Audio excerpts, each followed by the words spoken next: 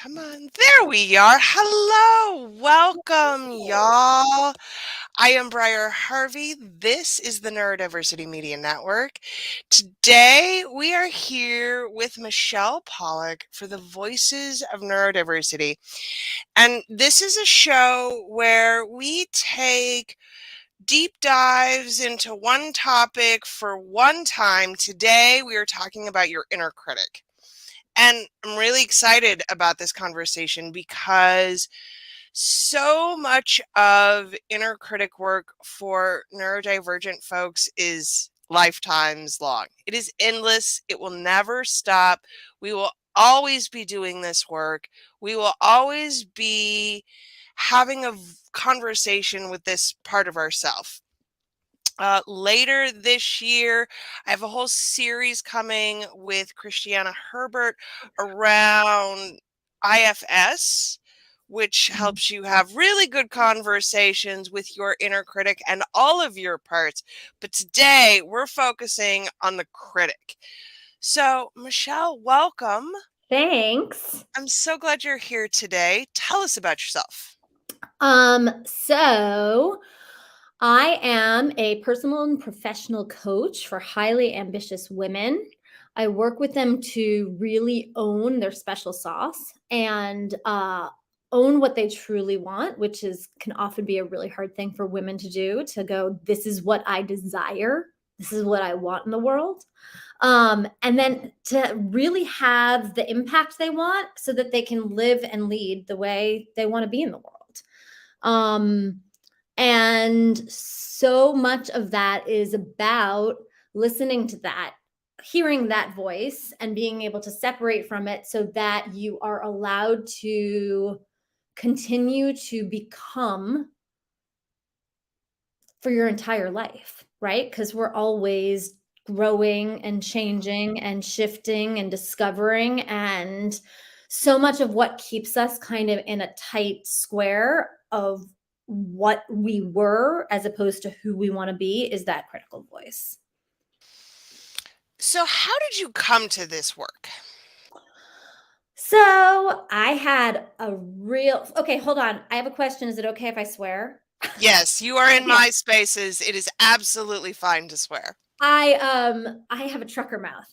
Same. I have a royal bitch as an inner critic. Oh, brutal.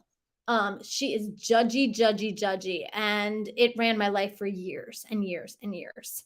And so I guess I worked in entertainment for many, many years, first as a performer. And then when I decided I didn't want to be a performer anymore, I went to the other side of things and I worked for some big Broadway producers. And then I went out to Los Angeles and I worked for the studios. And I was doing these things that were the things I said I always wanted to do. And I was so unfulfilled. I just had this feeling eating inside of me that there was something more. Like, this could not be all there was to life, right?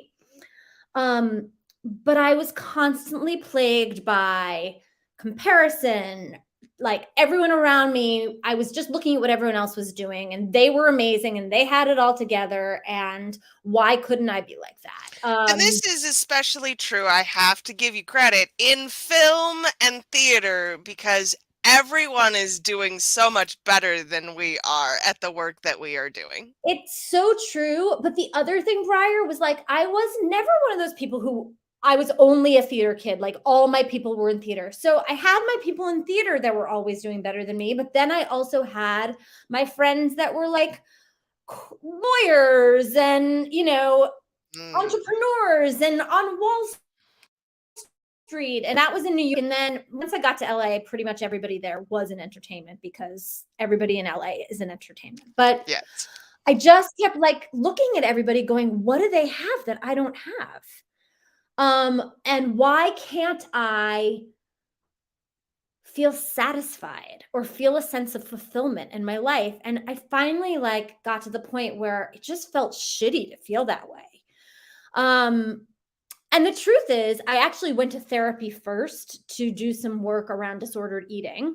And that was where I was an obsessive compulsive overeater, which I didn't know that that's what I was until I went to therapy. But this woman, this therapist who is incredible, taught me about basically changing my neural pathways. She helped me to change my neural pathways around food. And I truly changed the entire way I thought around food. And I went, holy shit, my brain is malleable.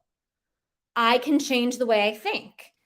And that started me down a path of exploration of what do I not know that I don't know? I just started like, I loved seeing what was available to me when I opened myself up around my world of food and stopped making it the center of my world. It was like mind blowing. And so I just started doing more and more work. I did a bunch of workshops and things started changing. My relationship started changing. My relationship with myself changed first. My communication with other people started changing. It was just like, oh, like a whole new world of this is how life could be. And as I was doing this, I was still working in entertainment and I started kind of sharing the things that I was discovering with other people. And I discovered, oh, I'm not alone. All these other people that I thought like they're so perfect and all have their shit together. And why can't I be more like them? They feel the same fucking way, right? Yes, that's correct. So then Always, that all element, times. yeah. And then the other part was that all these people were like, you should be a life coach. And I was like, what's a life coach? That's like, that's not a thing. Right. So I in a very interesting turn of events, I got laid off from the network I worked at when I was 8 months pregnant with my first child. 4 months after I'd been promoted when they didn't know I was pregnant, but that's another podcast for another time. Oh, most likely.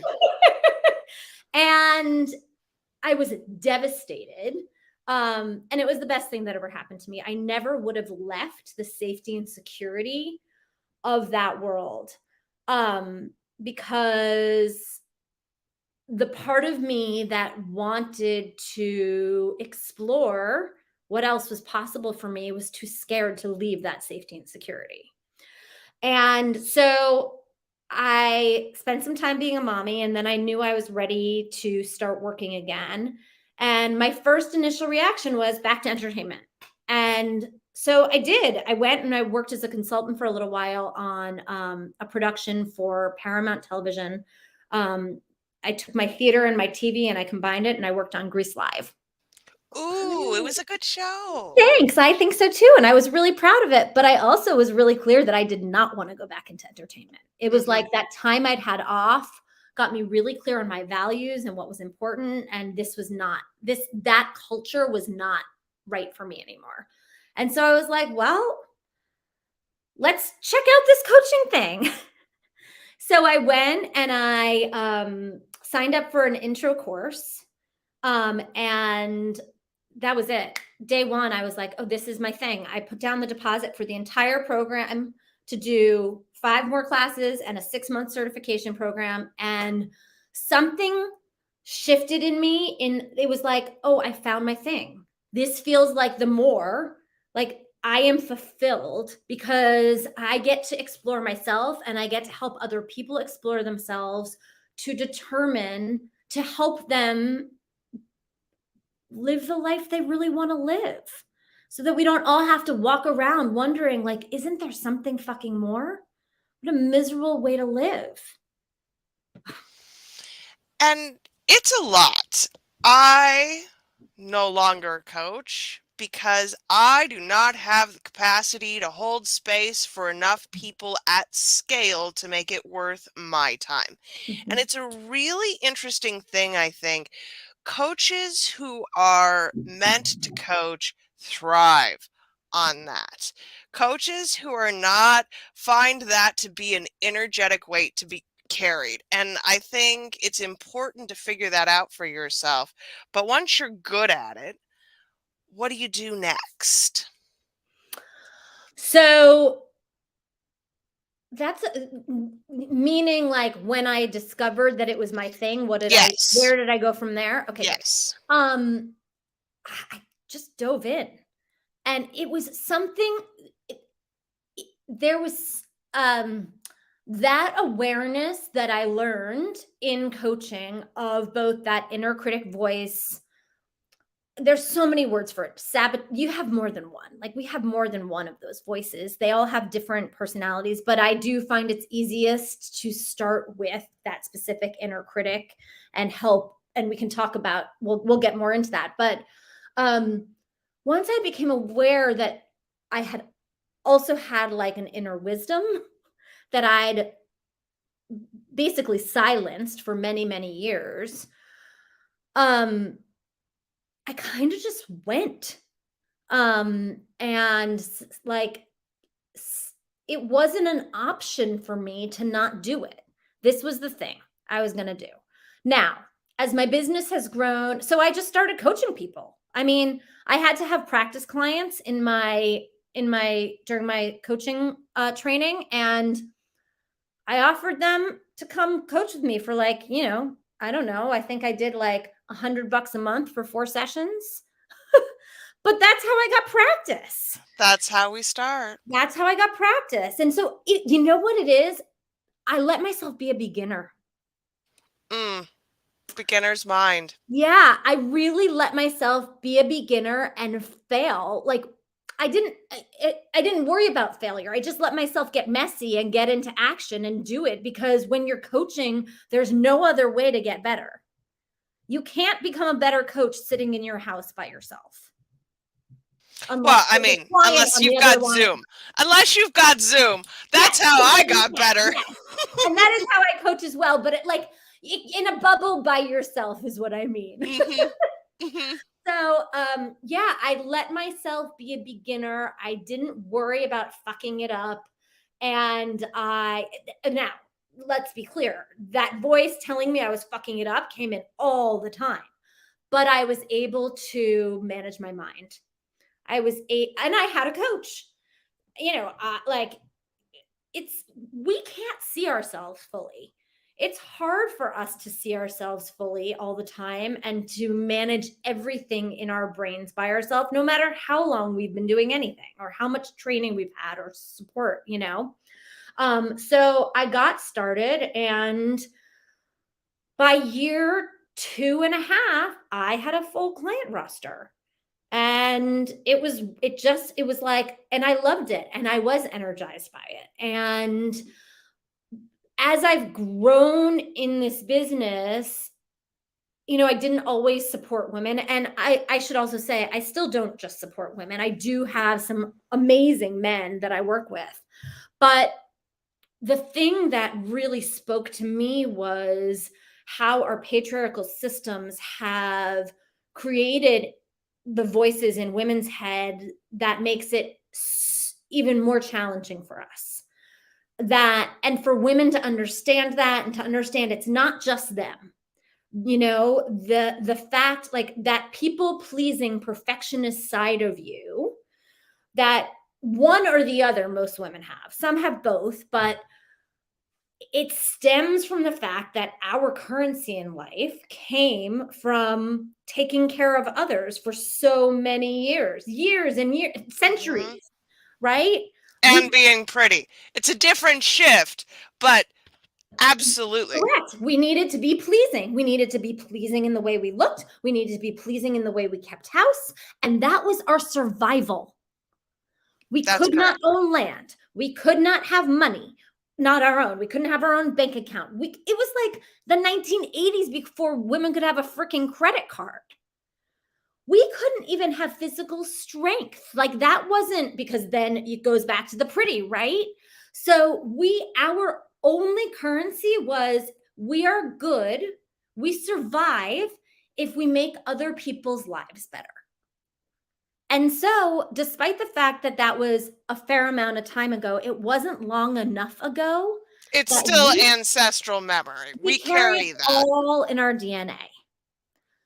And so I became really obsessed, might be a strong word, but passionate, let's say passionate, about helping women to see this, so that we start to shift that DNA for our children and generations to come, because I believe that when women really step into their power and they really own who they are, we will be the ones to change the world. What is happening in our world right now is a function of patriarchy and old white men. So, for the most part, and a few white women that agree with them. But we'll get off the politics. Sorry. At any rate, patriarchal thinking has nothing to do with politics. It's just men. And I want to be clear about this. Men have gotten, they have plenty of things that they need to deal with because of patriarchal systems too. I don't love the word victim, but they are victim of our patriarchal systems as well. Absolutely. They just have to be willing to do the work for themselves. And it is not our job to drag them along into doing that work. Correct. 100%. So anyhow, that's how we are here today. And that's where I'm at today. And really working with women to empower them to have ownership over who they are, over what they want, over the lives that they want to lead. And that work starts with the awareness of the inner critic. I think it does. So, a significant portion of my audience is entrepreneurs, but not all of them. And I think that there is enough of an audience for us to start at the very beginning. So let's talk about how we identify the inner critic. Great. So, the inner critic voice, it's most people think of it as like nasty and mean. And that is one way an inner critic voice can show up, right? Judgmental, mean, things you would never say to anybody else, right? But there are many, many other ways that the inner critic voice comes up as well, right? So I have a client whose inner critic voice constantly tells her to avoid conflict. It's not unkind. Sorry, I'm helping my puppy into her bed because she was just going to sit there and cry with me if I did not get her up in there. I heard anyhow. So there's her voice says things like, "Oh, it's no big deal. You don't have to deal with that." Right? Or deal with it next time. It was just one time. That's a way that an inner critic voice can show up. Another way that an inner voice can show up is voice of reason. Really going back and forth. Well, are you sure? Because X, Y, and Z. And if you do this, then this. So you might really want to think about that because I'm not sure if this is going to end up working out for you, right? It's not unkind. In fact, it actually sounds quite kind. Seems perfectly reasonable. Seems like a protector, someone that we should listen to. And that is why it's such a problem. Correct. So there's that.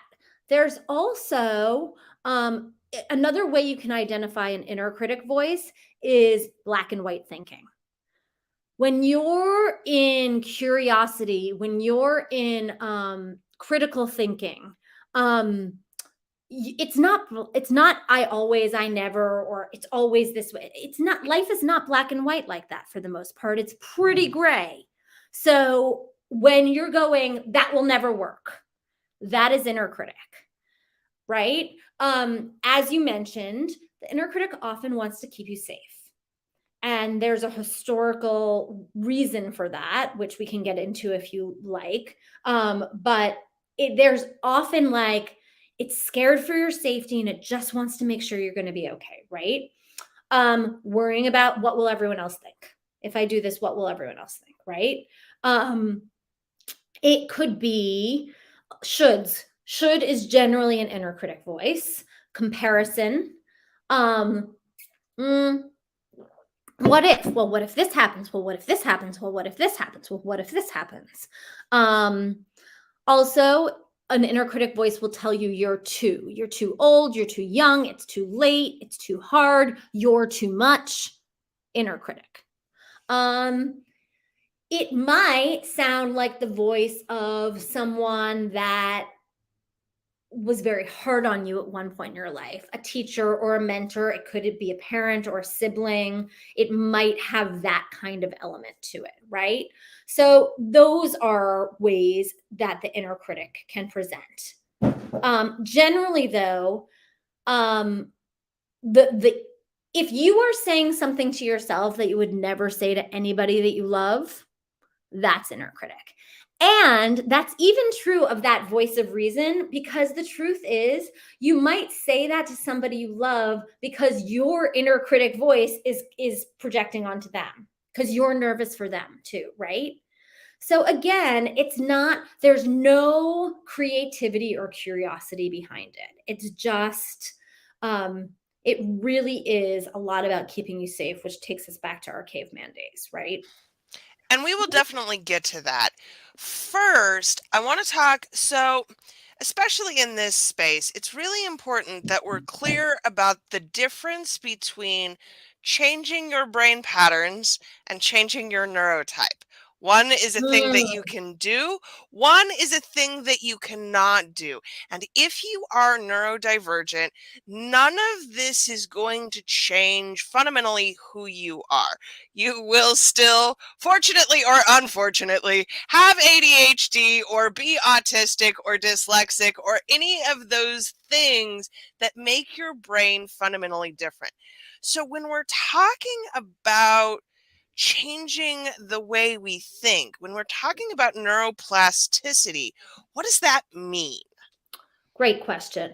So think of the think of your brain like an autobahn, right? So you've got an autobahn in your brain, and let me rewind. Let me do this differently. You have two roads in your brain. One is like a dirt path that's kind of grown over, and the other is an autobahn, right? The autobahn is well worn, and your thoughts have been driving on that autobahn for however many years you've been alive, likely after the age of 3, 4, 5, right? So Mhm. these thoughts that you have about yourself that you created for all sorts of different reasons in your life, they go on the autobahn over and over and over. And so it just feels like it's you, right? These are my thoughts. This is me. This is my brain. This is how I am. That's just how I am. But when we start to pause those thoughts before they actually get too far down the autobahn, and we start to have a different thought that would be going down the dirt road, as we start to travel the dirt road more and more, the dirt road starts to become a more well traveled road. The Autobahn, if we're not going down that nearly as often, it starts to grow over, right? And so it's really mental exercise. Mhm. It's like you build your bicep by doing repetitions. You build your brain by learning tools and strategies and exercises to help to stop yourself from always going down that same autobahn, and starting to build other thoughts that aren't, they're not, they're weak, they're atrophied in your brain, but they exist. And if you continue to tell yourself, talk through those thoughts and gradually build them, you're not going to go from I suck to I'm the best thing in the world, because you don't believe it, right? But you could go from I suck to I'm a human being. And what a different way to speak to yourself, to go from I'm the worst to, oh, I'm actually just a human being. Right. And I think that's an important counterpoint because it's not the opposite of. This is No. something I learned a lot about when I was doing EMDR and IFS. You are much more likely to be successful, not if you're looking at the opposite, but Correct. if you're looking at an actual thing that's real. Yes, 100%. And that's why, like, this whole power of positivity and toxic positivity, it's why it's become such a big thing. Because also, and this is important to say, and again, probably a different conversation, but really important around inner critic. Your feelings are not your inner critic. So there's no, like, you don't, if you feel angry, it's not your inner critic. You actually have a feeling, your feeling is valid. It's tipping you off to something. Now, your inner critic might make up a story about that anger and have you go react in a way that's actually not going to serve you in the long run. That's a whole other thing. But I want to be really clear that um, it's not that all feelings are important and valid. And I think for like a lot, I know for me, there was a lot of like, well, if you feel that way, then bad things are going to happen. You know, that I had that inner critic was like, don't be not positive, don't be negative, because then, well, but I had a bad feeling about something. And Mhm. actually, when I let myself go into that feeling and discover what it was about, then I actually have the power to do something about it, as opposed to ignoring it and letting it fester and sit. And so I just wanted to, it's a little bit of a tangent, but I did want to make that distinction. So let's talk a little bit about some of the tools Great. here. What are we using to stop ourselves on the Autobahn first? So the thing that I love doing with my clients that I found super super useful is in order to is separating the inner critic from ourselves. And the most effective way I found to do that is to actually create a character for your inner critic. So is it anxious? Is it nasty? Is it judgmental? Does it have comparisonitis, right? Does it worry about what everybody else thinks? Similar to a lot of those, does it tell you you're an imposter? Um, and so starting there with the adjectives you would use to describe your inner critic. And then, is it old or is it young? Is it a woman or a man? Is it maybe not a human form? It could just be like a big looming color or monster, or there's literally no limitations except your inner critic doesn't get to be your mother. Oh, personally, mine is named Kevin. He's a middle manager. He's got a lot to say. I love it. Um, and so I'm curious for you, Briar, how has naming your inner critic served you? This is a great. It's such an effective tool because it's much easier to tell Kevin to sit down and shut the fuck up than it is to tell me to sit down and shut the fuck up. Correct. There's also like, I wonder, like, what does Kevin want for you? That's an excellent question. So for me, Kevin is very much tied to safety. And Mhm. we will always and forever be exploring safety in this space because so much of what we do is built around preserving a sense of safety that doesn't actually ever exist. Nothing is safe. No one is Yep. safe. Nowhere is safe. Your body is not safe. Nothing. So safety is an illusion then that we get to decide how we feel about it. Mm, so good.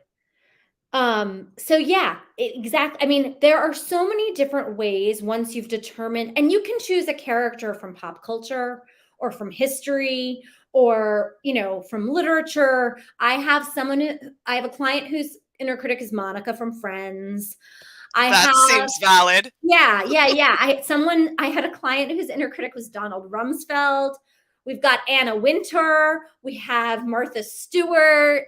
I All mean, of these seem so valid to me. Daria, Like, remember right. Daria? Oh That my goodness. Yeah. Yes. We're So showing our Daria's a age fun one here. because she's just like, whatever. So doing that because it's initially almost everybody I work with is like, no, but that voice is just me. And I understand it's felt that way for so long. And it's 80% of the average human's thoughts are negative. So you're hearing that voice more than anyone else until you start to recognize it, until you start to notice it. And so one simple way is to just simply go, oh, that's my inner critic, or that's Kevin speaking. What do I think? What do I have to say about this? Another way is to be like, Kevin, you're not welcome here. I'm just gonna you go sit in the other room. One of my favorites is, I don't know if you've ever read Big Magic by Liz Gilbert. Mm-hmm. So she talks about fear and how she told fear it could come along for the ride, but it does not get to sit in the front seat. It does not get to touch the radio or the air conditioning. It does not get to tell her where she's going. It just buckles up and comes for the ride. And that's kind of like, that's the same idea. You could put it in a drawer.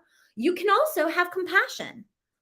You can have compassion for your inner critic, and so that you understand that's a great thing to do when the inner critic is scared, because the inner critic is often just coming from a place of trying to protect you, even if they are a jerk about it. So yeah, there's somatic tools for the inner critic. I'm going to actually take my hands on my heart center and tell my inner critic to go sit over there, right? Or I'm going to put him in a jar on my desk, or I'm going to put him in the closet, or I'm going to walk into another room and my inner critic is going to stay in this room. Or thank you very much, but I'm not interested in that right now. I'm focused on something else, right? It's finding ways. Your inner critic, as you said at the top of this show, is never going to go away. But learning to work with it instead of trying and don't fight with it. Do not fight with your inner critic. You will That lose. is, I think, key. Yes. Getting into an argument with your inner critic, think about it. For everybody who's watching, we've all done it. And you can never win. They will always come back, and it just makes it louder and louder and louder every time. So that's why I love the opposite side, going to compassion and tapping into that. And I think there are steps along the path. IFS in particular tends towards compassion and everyone belongs and all parts are welcome here. And I think that takes a significant amount of work. There is compassion for Kevin came last, much after learning how to tell him to sit down and shut the fuck up came, because that's easier when you are just getting started. So as we are retraining ourselves to go down this different path, what do we do when we get off onto the side roads and back onto the Autobahn? Such a good question. Because you will multiple times, especially at the beginning. Because at the beginning, your brain, it's like if you are exercising the wrong way. Think about it. If you exercise the wrong way, how much work it takes to change how you hold the weight and train that muscle to do it correctly. It is so hard. And so at the beginning, your brain is going to go back to the way it knows all the time. So at the beginning, it's frustrating as hell. It can be to feel like you're back in that loop. Oh my God, I'm back there. This isn't working. Self-compassion for yourself. And the other thing I want to say is, once you've identified that inner critic, before you start trying to build a new neural pathway, spend some time just going, oh, that's my inner critic. Oh, that's my inner critic. Training yourself to notice that it's a critical voice takes longer than you would imagine. And it's 50% of the battle. because Yes. so much of the time, it's really like a lot of times people go, oh my God, I didn't even realize that was my inner critic speaking. Right. So spend some time before everyone wants to get to the part where they change, right? Spend some time in the awareness because it's so important in the process. And then my other suggestion, like, do not aim for perfection. Do not try and catch your inner critic all the time. When you catch your inner critic, uh, start to try some of these tools.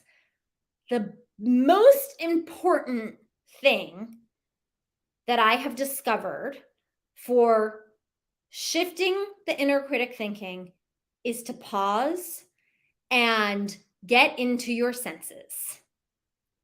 Hmm. Breathe and focus on the breath. Rub your fingers together. Feel all 10 fingers all 10 toes on the floor. Rub your hands on your pants and feel the sensation. Listen for the a sound that's furthest away and then the sound that's closest to you. Do it for 1 minute, which will feel a lot longer than it actually is. And what that does, if you were in an MRI and you were in fight or flight having crazy inner critical thoughts and you started to do any one of those things, the machine would show your brain waves switching from the part of your brain that is fight or flight into the part of your brain that is creative and curious and conscious and communicative and compassionate, and allows you to open up your thinking so that you can then go, okay, inner critic over there, what do I think? And some of the work I do in my program is also tapping into that voice of inner wisdom, which is once you start to build that, you have that as a tool to go to. My inner critic says this, what does my voice of inner wisdom say? So that the whole point of all of this is building up your sense of what is best for you, because we spend so much time second guessing, looking for outside validation, and it never works. And when we start to know what works for us and we can separate these voices, that's when we start to feel satisfied and fulfilled.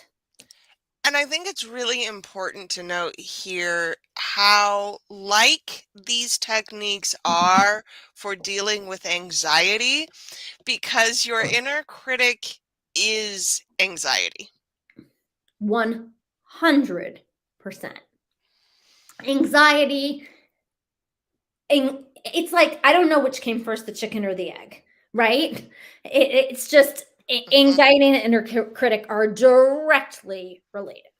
And so when you go down the inner critic autobahn, your anxiety just fuels, which fuels your inner critic. The car goes faster, and it's just like, it can be very hard to stop it. And when your nervous system goes into anxiety, when you go into anxiety and your nervous system is reacting to that, a couple techniques for that are put on a great song and dance it out for 3 minutes. If anyone's familiar with Kundalini yoga, a minute of rapid breath of fire is great for that. Shaking your whole, like, put on Shake It Off and shake it off. And then the other thing is go into nature and do not listen to something. Go in and notice nature. Touch grass, y'all. Yeah. As the kids say these days, go touch some grass. Amen. Amen. And those are ways to help you regulate what's going on in your brain and what's going on in your body. And this is not my area of expertise, although I'm fascinated by it. And I think I'm going to get trained in it in the next few years, because the amount that our nervous system does something different than what our brain is telling it is imperative. And it's imperative to be gentle with yourself around it. And dysregulation of the somatic variety is more likely if you are neurodivergent, because your brain body connection is already different. So Mm. you have to be more mindful about how these things feel in your body. And if you are autistic in particular, this is going to present some problems because we're not comfortable in our bodies. We feel like aliens in our bodies all of Mm. the time. And awareness is the first step. So, despite the fact that people have probably told you your entire life that you were thinking entirely too much about your body and what it's doing, do more. Lean into these awarenesses and understandings because that's where it starts. The more you know about how you feel in any moment of time is going to give you information that we can then use to process. Now, let's talk about that process. We've identified our inner critic, Mhm. we've learned some tools to start redirecting it. What do we do next? The there's lots of different roads to go go down here. So, um, when you say, "What do you do next?" Can you say a little bit more about where around the inner critic? Yeah, I want to know once we've identified what this voice is saying and Mhm. doing with us, how do we start to work with it in positive ways? Great. So the first step is just keep practicing. Just keep practicing. And when you say, how do we start to work with it in positive ways? I think you try all those different tools I mentioned. It's like a big science experiment to see which one resonates for you. So, not there's no well, I don't want to say there's no two people on the planet that are going to No, have. no, no. We're all right with it depends as a Thank you. stock answer in these parts. It depends.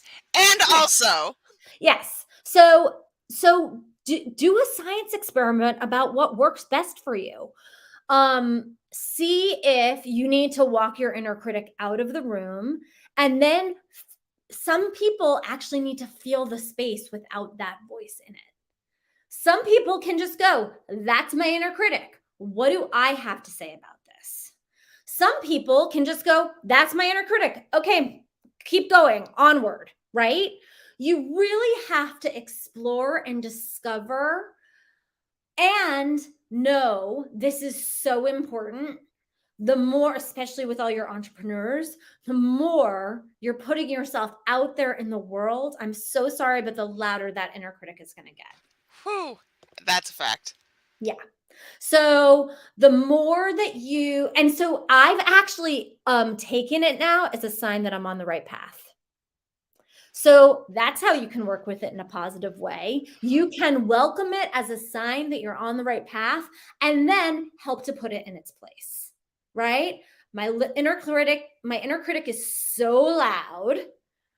Okay, great. I'm putting myself out there. I'm in a phase of growth. It's uncomfortable. It's not going to serve me because I am scared. So this idea that you have to be scared, not or you can't be scared to move forward, fuck that. Like it's not about confidence, it's actually about courage. Um with the courage to try new things, you will find confidence. And as you grow and try new things and you put yourself into that beginner mindset, you won't be confident. Like confidence is not this thing that we get that sticks with us. Courage though is can always be present. It's something we have to dig in to find, but we can get that anytime. So, I think there's an interesting relationship here between the inner critic and our ability to be courageous. How do we cultivate courage? I love that question. Um I think the first step to cultivating courage is knowing and reminding yourself all the time that courage is not the absence of fear. It's action in the face of fear. It's Mhm. specific action in the face of fear. And I think what's really important in this equation is knowing your values and what's important to you. so that you have a compass to guide you. And it's not just like, oh, I should do everything, even if like everything I'm scared of is the right thing for me. No, it's really about getting intentional about how you want to show up in the world, how you want to live your life, what's the impact you want to have on other people, um, and on yourself and on the planet. And when you know what your values are and you start to get scared, bringing a value in to respond to that fear or to help you work through that fear or to find the courage in that fear is a super useful tool. Or using a value to say, is this like, is working through this fear really important to me? Not every fear needs to be worked through. So I think when you have a whole other set of tools besides just the inner critic, they support you in knowing if this is, they support you in getting to be discerning instead of judgmental. Discerning. And it feels different in your body. Discernment feels like comfort to me. It Mhm. is like a blanket that I can wrap around myself and know that I have done the work, and it may not be the best decision, but it's the one that I'm making. Mhm. That is another thing I think that is difficult to create. How do we build discernment? So, discernment, another way to think about discernment, because one of the things that I often get asked is like, how do I know if I'm actually hearing my inner critic or if this is a true assessment of my abilities? Like it makes me think about American Idol all those years ago and the kids that would audition that were so terrible. And how did their parents not tell them that they could not audition for American Idol? Right? Hmm. Or how did they not know that they couldn't audition for American Idol?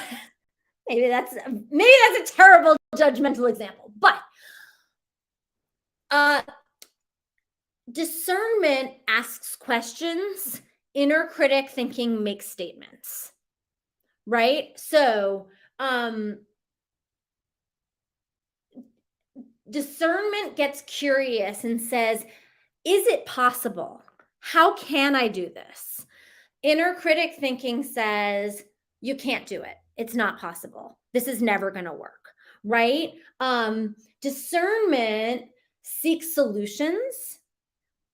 It doesn't know that there's definitely a positive outcome or definitely a possibility. You could be discerning and discover, you know what, this is not the right choice or this is not going to work. It is true that there are things in life that will not work or that aren't the right choice for you at that time. It's different if you explore it, if you go into exploration around it and you're forward thinking and you get, you brainstorm and you think about how could I possibly make this work versus just the automatic, this won't work, it's never going to happen, these are all the problems, these are all the reasons it won't work, without exploring the other side of the equation. And actually, singing is a great example because I've had many choral directors over the years who have said that anyone can sing if they are willing to put in the time and effort to learn. That singing is a skill, not necessary. It's talent too, but in fact, singing is a skill, and we can learn how to use our voices in a way that Totally. is melodic. So, discernment then is a skill that requires practice over and over and over again. Yeah. Yes. I mean, all of these tools, like if you stop going to the gym for a month, your muscles get weaker. Hmm. These things, like I have to coach myself and I have to do these tools after all these years often. Here's what I'll tell you. Sometimes it's pretty easy. when I feel it in my body, when it's somatic, it is not easy. And I have to, that's when really the pause becomes important. Because what happens when we're feeling something in our body and there's an emotional attachment, and our nervous system is going through whatever it's going through, our tendency is to be reactive.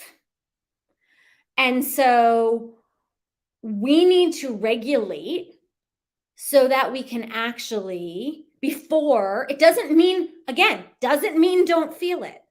Doesn't mean don't experience what is happening for you. In fact, I would venture to say, don't try, go into it. Allow yourself to feel it all. Just don't take any action until you've allowed yourself to regulate, because you can't come from a place of discernment when you are dysregulated.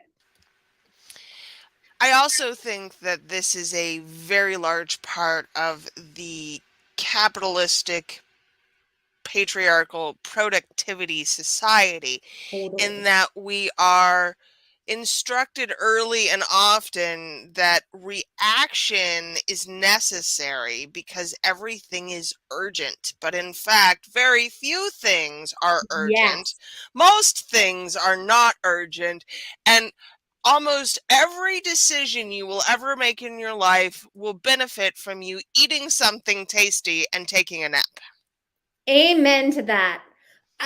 If you'll remember that I said I worked on Grease Live, and one of the biggest things that made me crazy was that everything was a fire to be put out immediately. Mhm. And by the time we were done putting out that fire, that didn't even matter anymore. No. But everything was jump, hurry up. It's not fast enough. And I got to a place where I was like, this is not a way that I want to live my life.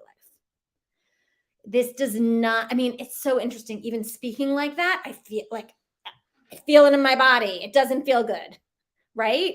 And there's remembered trauma too, because that all lives in your body still. When everything is urgent, nothing is urgent. And so Correct. we just build it up until nothing happens. And then we burn out and melt down and, all the fun Yeah, things. exactly. So that is so and the pause comes into play there. So one of my favorite tools for my clients is to say to somebody, let me think about it. That's not like an option that has ever been really given to us. Is I'll get back to you.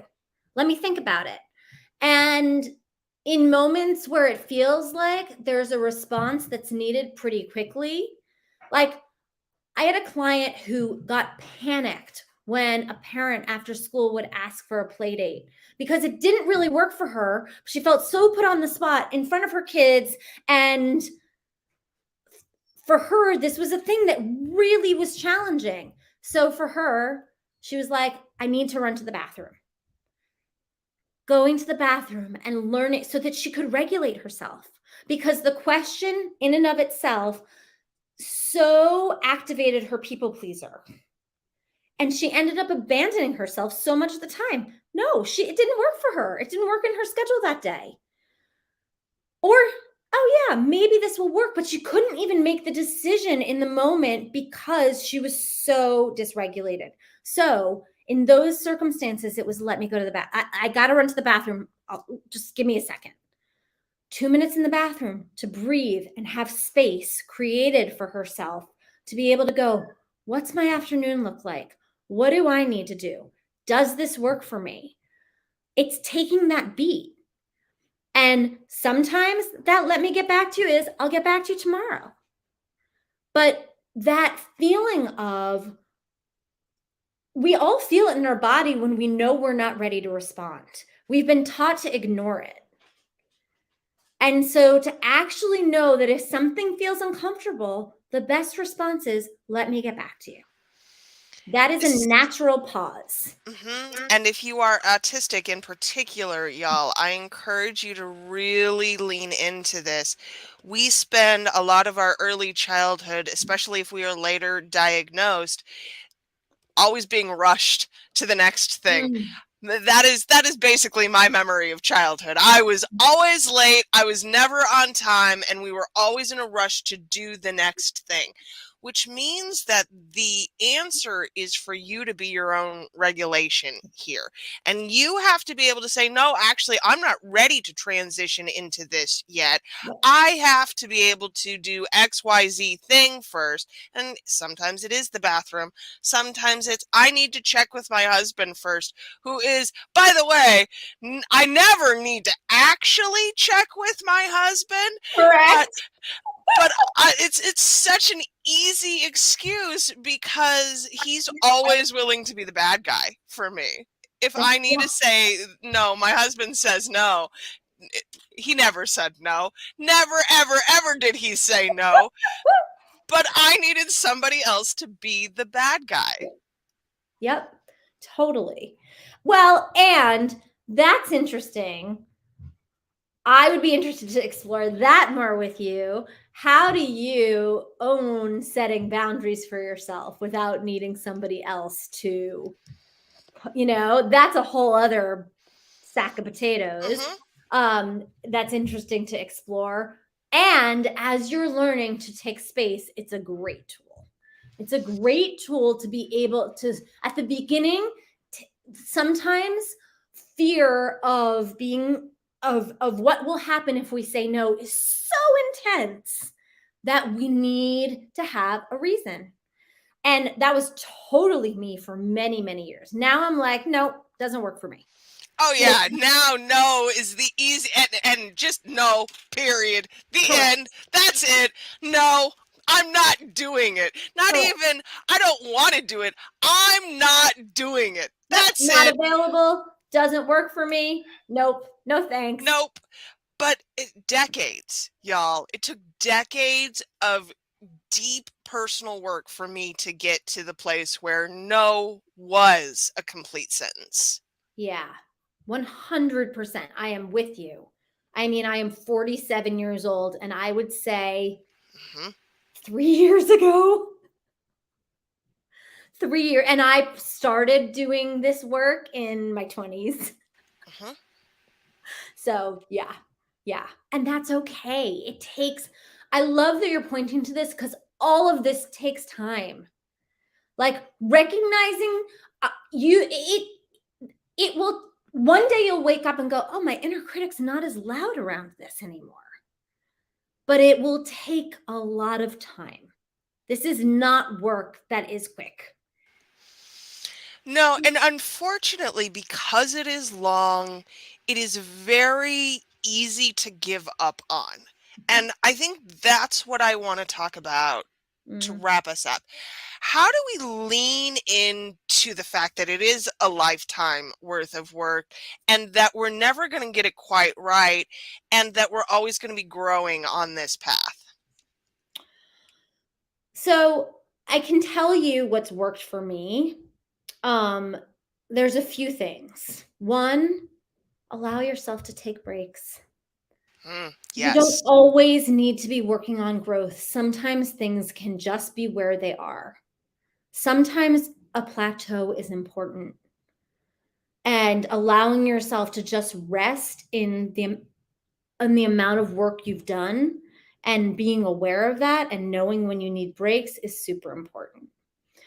The other thing that I remember is a saying, and I don't remember where I heard it, but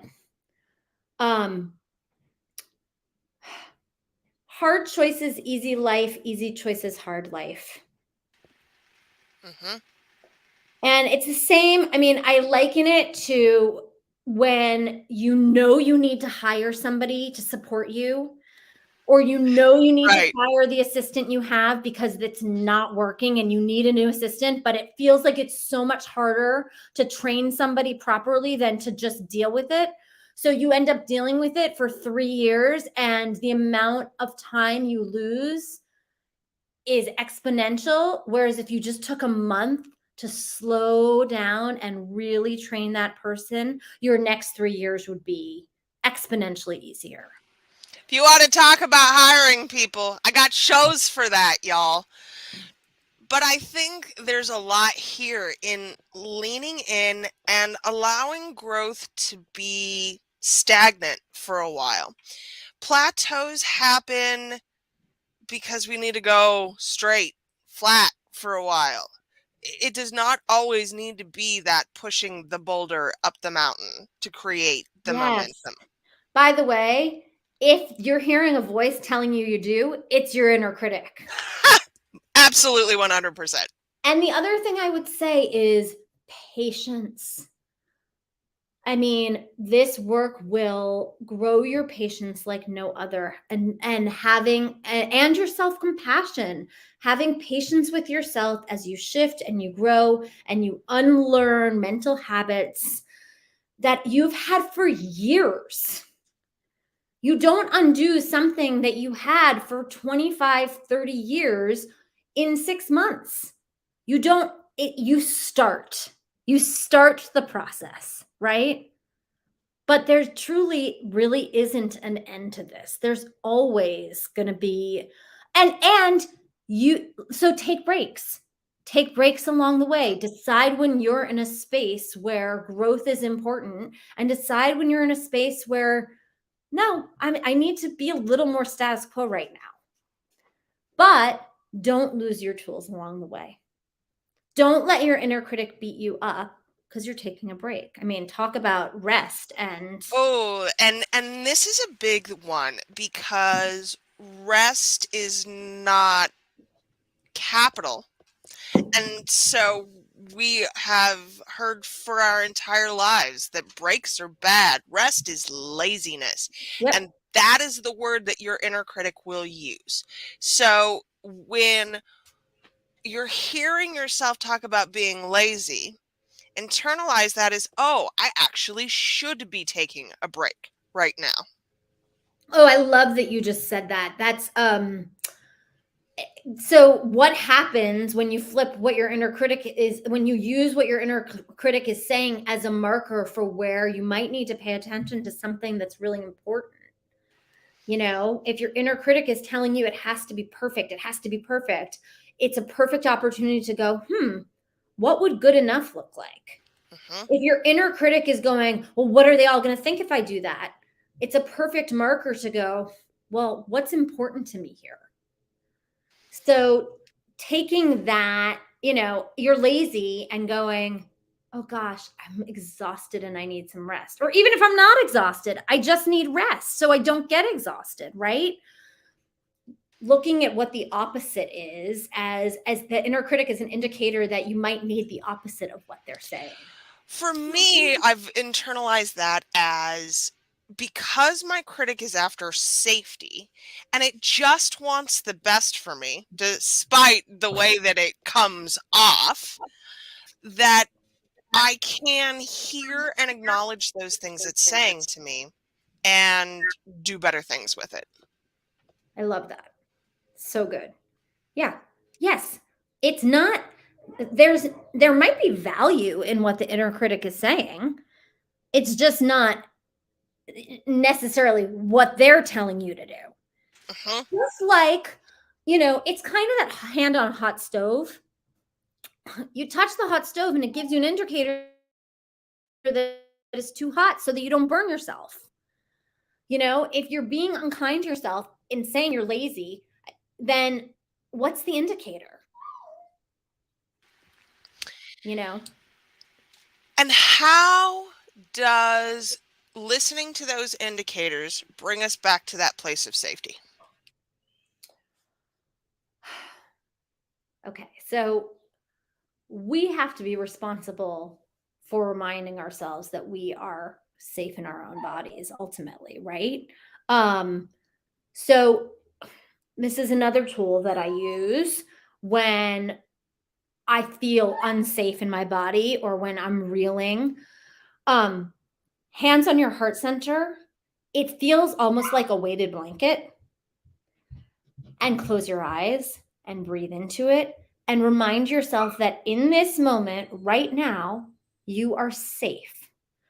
You are not running from a bear. You are not being held at gunpoint. That's what your body's doing.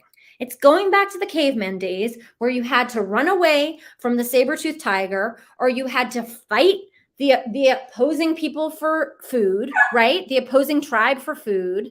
And so your body is going, well, if I give you a false alarm this time, if I give you an alarm, even if it's false, you're still safe. But what if I don't give you the alarm and that's the time you die? What if I'm safe right here and right now? And for me, asking that as a question, posing it as a question, and expecting a response back from my critic has really changed the dynamics, Oh, because they tell me don't more. ever answer that question.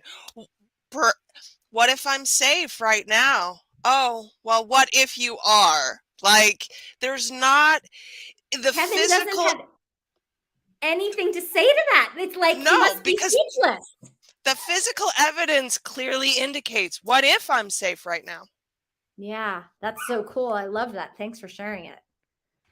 That's great. So, what if we need to do more work with our inner critic, Michelle? So, Briar, if you want to dive deeper into your inner critic, and that's really just one part of the foundation of tools to really set you up to own yourself. Um, I have a program called Back in Command, to help you get more courageous, to help you get more confident, and to help you get clearer about what it is that you're really wanting. We talk about values, we dive into values, we dive into the idea of becoming versus that box that you're in or that you've put yourself in potentially. We dive into self compassion. We dive into the voice of inner wisdom. We talk about a lot of the other ways that the patriarchy has set women up to be so hypercritical, and ways to combat that. And we dive into the idea of limiting beliefs and stories we tell ourselves and managing those as well, and getting clarity around when something is really the truth or whether when we're creating an entire fiction story about it that could be, picked up by NBC for their next miniseries, because so often that is the case. So this program is called Back in Command, and we start our next cohort on May 2nd. And you can go to michellepollack.com/group and get all of the information that you might want to get about it there. And if you have any questions, you can hit the contact form and I will get back to you to see if it's the right program for you. I am also leaving this in the comments everywhere. It will be in the show notes. And I definitely encourage folks to check this out. I think that inner critic work is absolutely the foundation of where I'm at now. This is where it starts. And the more that you do this work, the more you know you need to do this work. So find avenues that work for you. And if Michelle is one of those avenues, then please absolutely check that out. This is not an affiliate link. We're just here because I like her work and I like her program. Thanks, Briar. It's been so great chatting with you. And I like your work too. Thank you. You're welcome. So we are the Neurodiversity Media Network. If you have not yet subscribed, you can find us at the neurodiversitymedianetwork.com. This is what we're building here: in-depth, actual conversations that lead us to something bigger. Not everything can be fulfilled in a 3-minute soundbite. So this is why we have these bigger, longer conversations. And if you'd like to check us out, it's neurodiversitymedianetwork.com.